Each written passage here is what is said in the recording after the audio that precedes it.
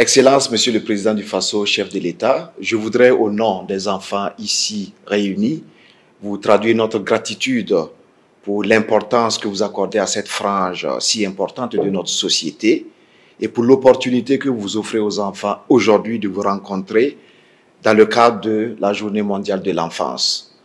Excellence, autour de cette table, nous avons une délégation des enfants qui ont séjourné ce matin à l'Assemblée législative de transition.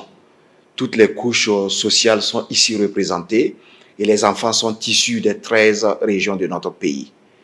Je voudrais également, avec votre permission, présenter les co-organisateurs de cet événement. Il s'agit notamment de l'UNICEF, ici représenté, et également de la Direction générale de la communication et des médias, l'une des directions centrales du ministère en charge de la communication. Excellence, Monsieur le Président du Faso, chef de l'État, instituée en 1954 par les Nations Unies, la Journée mondiale de l'enfance est un moment d'introspection sur la promotion des droits des enfants.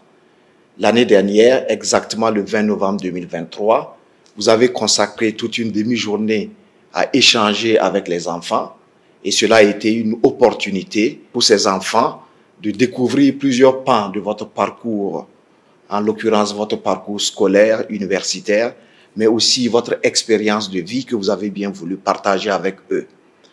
Je voudrais noter également qu'au cours de l'entretien exclusif que vous leur avez accordé l'année dernière, les enfants ont exprimé des préoccupations qui ont eu beaucoup d'intérêt pour vous et vous aviez instruit le gouvernement de bien vouloir prendre ces préoccupations en charge.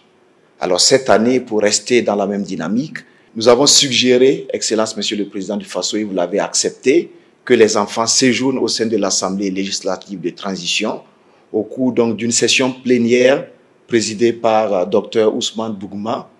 Et je devrais indiquer que pendant cette session plénière, 3 membres du gouvernement ont été interpellés. Il s'agit de Madame la ministre de l'Action humanitaire, de Monsieur le ministre de la Santé et de Monsieur le ministre en charge de l'éducation de base. Tous les 3 sont venus répondre aux questions des enfants et qui, sur le champ, ont exprimé leur pleine satisfaction. Alors cette audience que vous avez bien voulu nous accorder sera le cadre pour eux de vous traduire de vive voix leur reconnaissance et éventuellement traduire d'autres préoccupations s'il y en a. Excellence, Monsieur le Président du Faso, je voudrais à présent inviter leur porte-parole à bien vouloir livrer le message. Excellence le capitaine Ibrahim Traoré, président du Faso, chef de l'État. Nous, les enfants du Burkina Faso, sommes ici aujourd'hui à l'occasion de la Journée mondiale de l'enfance pour partager avec vous le point de notre rencontre à l'hémicycle. Cette année, nous avons vécu une expérience incroyable. Nous avons siégé à l'Assemblée législative de transition comme des députés, sous la présidence du président de l'ALT. Pendant cette session, nous avons posé des questions importantes au ministre sur les promesses que vous nous avez faites lors de notre rencontre de l'année passée. Avec le ministre de l'Action humanitaire et de la Solidarité nationale, nous avons parlé des mesures qui ont été prises depuis l'année passée pour protéger davantage les enfants contre les mariages d'enfants. Des actions concrètes qui ont été réalisées cette année pour éloigner les enfants du site d'orpaillage et leur permettre de continuer leur éducation. Avec le ministre de la Santé, nous avons posé des questions sur votre engagement à renforcer la gratuité des soins pour les femmes et les enfants. Nous avons demandé les avancées faites cette année pour que cet engagement devienne une réalité pour toutes les familles. Nous avons aussi demandé où en était la construction de l'hôpital mère-enfant pour que les enfants et leurs mères puissent mieux se soigner. Avec le ministre de l'Enseignement de base, de l'alphabétisation et de la promotion des langues nationales, représenté par son homologue, le ministre de l'Enseignement secondaire et de la formation professionnelle et technique, nous avons discuté d'eux. Votre promesse de rendre l'école gratuite pour tous au Burkina Faso, nous avons demandé où en est cette promesse et quand tous les enfants pourront-ils aller à l'école sans payer. Et des actions qui ont été prises cette année pour que l'école soit mieux adaptée aux besoins des enfants handicapés et qu'ils puissent apprendre dans de bonnes conditions. Nous avons été très contents d'entendre les réponses des ministres. Nous étions très contents de savoir que le mariage a été ramené à 18 ans et que plusieurs activités sont menées pour empêcher le travail des enfants dans les sites d'orpaillage. Et il y a même un numéro vert pour dénoncer ceux qui font travailler les enfants. Nous avons appris aussi que le gouvernement met 30 milliards de francs CFA chaque année pour que les enfants de moins de 5 ans et les femmes enceintes se soignent gratuitement. Également, les discussions qui ont commencé pour la construction de l'hôpital mère-enfant et le terrain est déjà acquis et en 2025, les travaux vont commencer. Enfin, pour que les enfants aillent à l'école gratuitement, chaque année, on construit beaucoup d'écoles et qu'on a offert à plusieurs enfants vivant avec un handicap du matériel adapté pour leur éducation. Ils nous ont dit que des actions sont déjà en cours et que d'autres seront bientôt mises en place. Excellence, Monsieur le Président du Faso, prenez nos préoccupations à cœur et travaillez pour améliorer nos vies. Nous avons aussi eu un moment spécial avec le président de l'ALT où nous avons présenté un film que nous avons réalisé pour le FESPACO 2025. Ce projet nous a permis de partager nos histoires, nos rêves et ce que nous voulons pour notre pays. Excellence, Monsieur le Président du Faso, même si nous voyons des progrès, nous avons encore 3 grandes demandes à vous faire. 1. Excellence, Monsieur le Président du Faso, nous avons entendu dire que même si la loi a ramené le mariage à 18 ans, il y a l'exception à 16 ans. Pouvez-vous leur dire de fixer ça à 18 ans sans exception si possible? Cela protégera toutes les filles contre les mariages précoces et leur permettra de rester à l'école et de vivre leur enfance. 2. Excellence, Monsieur le Président du Faso, nous sommes contents que vous avez instauré le 15 mai pour nous permettre de connaître notre tradition. Mais nous avons peur que nos papis et mamies pensent qu'ils peuvent exciser les filles et marier les enfants. Nous voulons vous demander de, si possible, prendre la parole officiellement pour leur expliquer le sens de la journée du 15 mai, journée des coutumes et des traditions et dans toutes les langues. Excellence, Monsieur le Président du Faso, nos parents nous ont expliqué que la loi prévoit que les enfants qui ont commis des délits mineurs n'aillent pas en prison, mais qu'ils fassent des travaux légers comme désherber le CSPS, nettoyer la cour de l'école. Pouvez-vous demander au juge d'appliquer cette décision? Cela évitera aux enfants d'aller en prison et d'être en contact avec de mauvaises choses. Excellence, Monsieur le Président du Faso, nous savons que vous nous écoutez et que vous êtes prêts à agir pour nous protéger.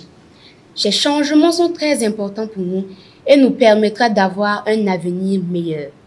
Merci, Excellence, Monsieur le Président du Faso, de toujours penser à nous, de nous protéger, de nous soutenir et de construire avec nous un Burkina Faso où chaque enfant peut être en sécurité, aller à l'école et réussir dans la vie. Nous vous remercions. Bonjour à tous. Bonjour. Soyez les bienvenus. Donc vous êtes des honorables députés aujourd'hui. Et je suppose qu'à l'ALT, tout s'est très bien passé. Oui. Les ministres ont pu bien répondre, ils ont été convaincants? Oui. D'accord, Dieu merci. En tout cas, il y a beaucoup de choses que nous avons entrepris en faveur donc, des enfants. Et tout ce que nous faisons d'ailleurs, c'est en faveur des enfants. Vous êtes l'avenir de cette nation, vous êtes l'avenir de la patrie. Donc tout ce que nous faisons, c'est pour les enfants. Ça, il faut déjà comprendre cela.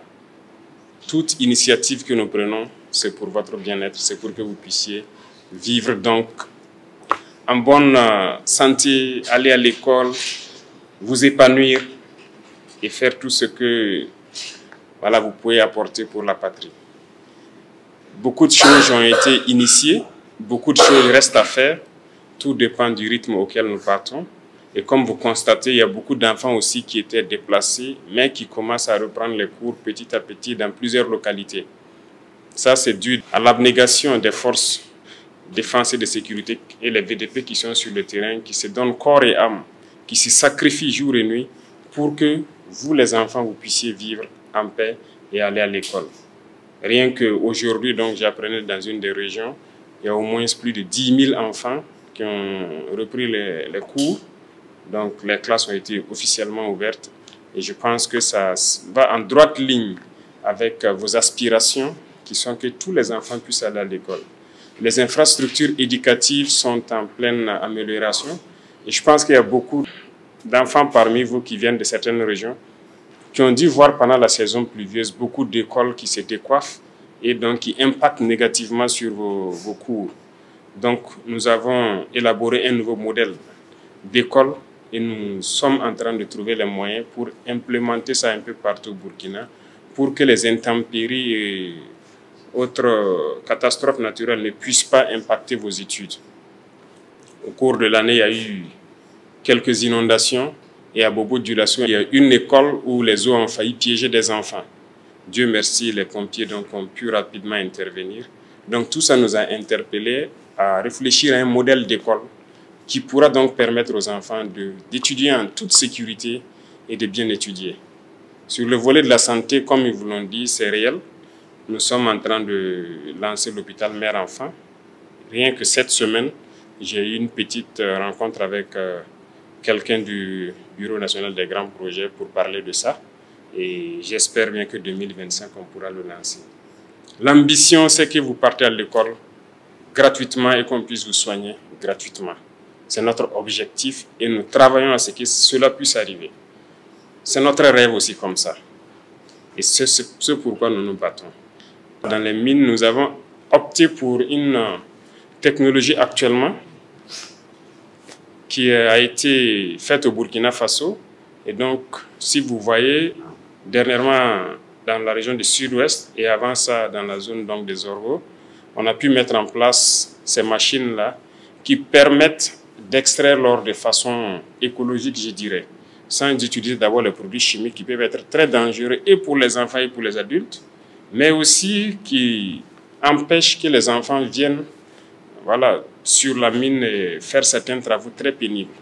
Donc nous sommes en train de développer toutes ces initiatives pour que les enfants ne se retrouvent pas sur les sites d'orpaillage à casser des pierres qui sont assez pénibles ou à inhaler des substances chimiques dangereuses. Donc nous travaillons à cela pour que, au maximum, d'ici un temps très court, nous n'entendons plus parler d'enfants sur les sites d'orpaillage. Et concernant donc certains volets que vous venez d'évoquer dans vos doléances, nous avons noté, nous allons voir, c'est le code des personnes et de la famille, le paragraphe qui traite donc de cette situation de autorisation à 16 ans. Ce n'est pas l'autorisation des parents uniquement, il y a la personne concernée. Donc on verra s'il y a lieu de réajuster pour s'adapter à ce que vous souhaitez. Mais nous souhaitons qu'à 18 ans, en tout cas, il y ait cette liberté de choisir, donc d'aller en union ou pas. 18 ans, on n'est plus un enfant.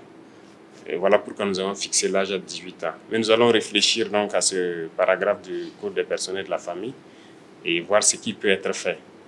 Les autres doléances également, ce sont des doléances d'actualité. Et comme vous l'avez dit, on va voir avec les sectoriels, les départements ministériels, qu'est-ce qui peut être fait.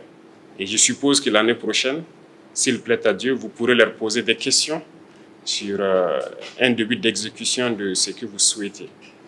Et les traditions, les coutumes, ce n'est pas uniquement ce que vous avez dit. On a remarqué que beaucoup de gens peuvent confondre les choses. Mais comprenez que on continue d'éduquer, de sensibiliser et d'expliquer aux gens pourquoi ces journées. Et je pense que nous avons fait ce jour-là un tour au musée pour voir certaines valeurs culturelles qui sont propres à nous. C'était un message aussi porté à l'ensemble des acteurs pour qu'ils comprennent que ce que nous recherchons, ce sont certaines valeurs très importantes dans nos cultures que nous avons laissées tomber, mais qui pourraient être utiles pour nous. C'est ce qui doit être exprimé. Je prends un exemple. Vous voyez, il y a dans certains villages des gens qui avaient de la connaissance, des forgerons, qui arrivaient à prendre la terre et à extraire le fer. Mais aujourd'hui, est-ce qu'il y a des enfants qu'on initie à ça? Est-ce qu'il y a des jeunes qui savent le faire? Je ne pense pas. Mais pourtant, on achète le fer à l'extérieur. Vous comprenez? Mais pourtant, dans nos cultures, il y avait ça. Mais nous avons perdu. Dans nos cultures, quand j'ai été au musée, j'ai vu qu'il y avait des types de constructions que nous avions qui devraient nous permettre aujourd'hui, dans le contexte de guerre, de faire face facilement à l'ennemi. Mais nous avons perdu beaucoup de choses. Bref, il y a tellement de choses positives dans notre culture, c'est ce que nous voulons que nous partons puiser. Mais tout est une question de communication. Nous allons continuer à communiquer et à sensibiliser sur les dérives qui peuvent provenir de la mauvaise compréhension du 15 mai et que ça ne parte pas dans le sens de l'excision ou tout autre fait qui puisse être nuisible à qui que ce soit. OK? Donc, nous pouvons vous assurer que nous travaillons en toute âme et conscience pour que vous soyez de très bons citoyens de demain. Ce pays vous appartient, c'est à vous de le prendre. Nous allons vous inculquer un certain nombre de valeurs et de transmettre ces valeurs à vos enfants. Demain, vous aurez des enfants, vous serez à notre place et vous allez aussi donner tout pour que vos enfants soient dans de meilleures conditions que vous. Quand je vous écoute aujourd'hui, vous êtes meilleurs que nous. On veut que vos enfants puissent être meilleurs que vous. Donc, on est obligé de vous inculquer un certain nombre de valeurs. Et aujourd'hui, à l'école, on a introduit un certain nombre de matières. L'éducation civique, que j'ai instruit le ministère de mettre, c'est pour vous former au patriotisme. Voilà, pour que vous repreniez en main votre patrie. Et ça demande un certain nombre de valeurs que vous devez comprendre et mettre en œuvre tous les jours. Il y a l'agriculture, si on peut le dire, qui sera initiée, les petits jardins que vous allez reprendre à l'école pour commencer à faire de manière pratique certaines choses que vous imaginez. Et je sais qu'il y a beaucoup de gens qui aiment ces activités, qui le font peut-être par contrainte, mais si on vous initie, ça pourra permettre à d'autres de se lancer plus tard, quand ils seront grands, et de choisir leur filière d'ailleurs.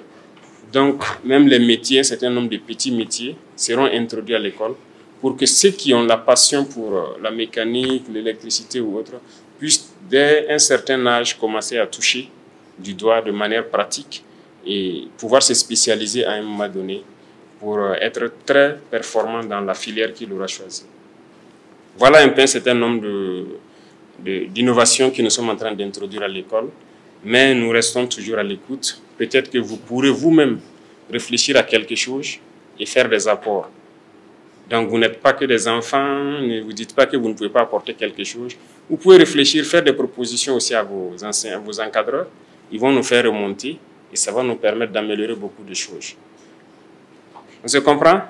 Oui. Donc rassurez-vous, nous faisons tout pour que vous soyez de très bons citoyens et que vous puissiez vivre dignement des ressources de votre pays et que vous ayez un avenir prometteur. C'est tout notre combat comme ça et nous allons continuer à lutter pour ça. Merci beaucoup d'être passé pour me dire bonjour. Moi, je suis très content de vous recevoir. Je suis toujours très content d'être parmi les enfants. Si je pouvais passer toutes mes journées avec vous, j'allais le faire. Mais vous devez aller bosser. Moi aussi, je dois aller bosser. Mais j'espère qu'on se retrouvera très bientôt. Mais on sera toujours fiers de vous recevoir, d'échanger avec vous. Merci beaucoup à tous. Bon courage et bonne année scolaire surtout. Et que chacun ait des résultats qu'il escompte en fin d'année. Merci beaucoup à tous. Merci. Allez, à tout moment.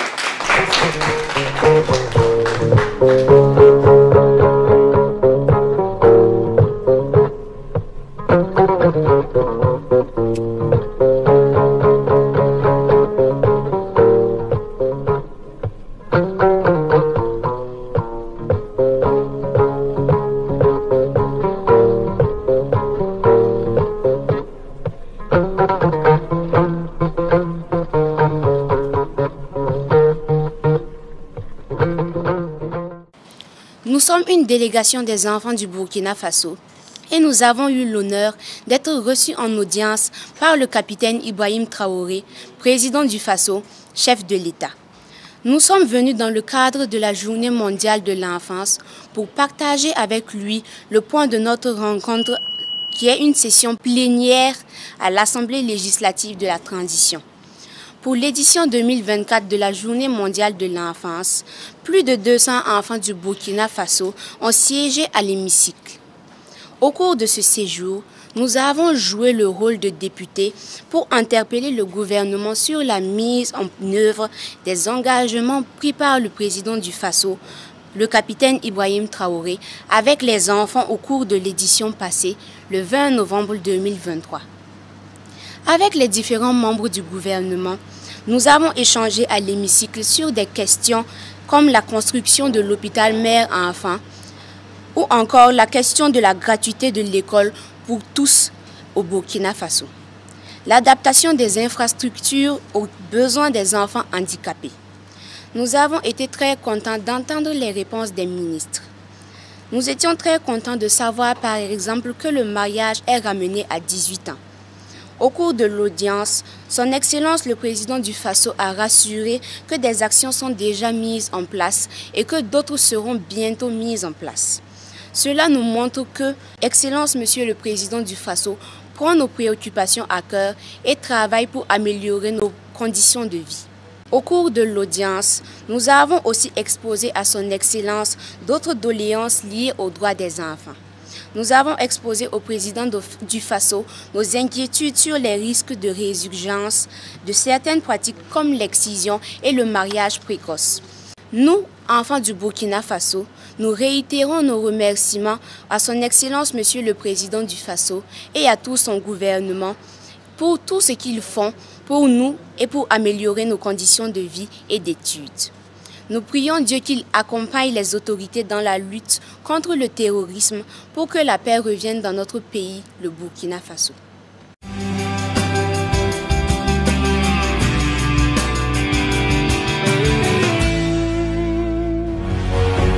Faso 7, une autre facette de l'information au Burkina Faso.